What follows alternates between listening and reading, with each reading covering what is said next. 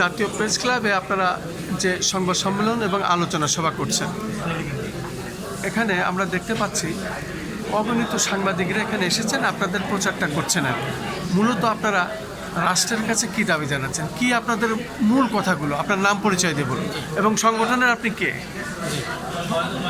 আমি জান্নাতুল ইসলাম টনি।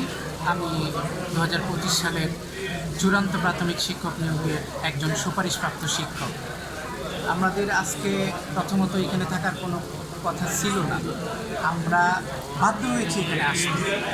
সেক্ষেত্রে আমাদের দীর্ঘ 4 থেকে 5 মাস হওয়ার পরেও, আমরা চূড়ান্তভাবে সুপারিশপ্রাপ্ত হওয়ার পরেও আমরা বিদ্যালয়ে যেতে পারছি না। আমরা লাস্ট হিটে চলে আসছি এবং আমাদের একটাই মেসেজ, আমরা মাননীয় প্রধানমন্ত্রী জনাব তারেক রহমানের দৃষ্টি আকর্ষণ করছি।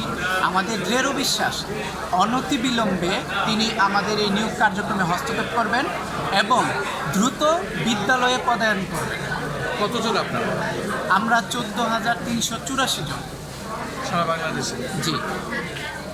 ঠিক আছে, আপনারা কি মনে করেন যে এই সংবাদ সম্মেলনের পর রাষ্ট্র আপনাদেরকে যথাযথ অবস্থানে আপনাদের মূল্যায়ন করবে? দেখেন, আমাদের তারুণ্যের অহংকার, আমাদের সারা বাংলার অভিভাবক জনাব তারেক রহমান ইতিমধ্যে যে প্রকল্পগুলো হাতে নিয়েছেন সবকটাই কিন্তু আমরা মিডিয়াতে দেখি বাস্তবায়ন হয়েছে। আমরা দৃঢ় বিশ্বাস রাখি ইনশাআল্লাহ জনাব তারেক রহমান এটাই হস্তক্ষেপ করবেন এবং সেটা খুবই দ্রুত বাস্তবায়ন করবেন ইনশাআল্লাহ। আপনাকে অনেক অনেক ধন্যবাদ। Thank you.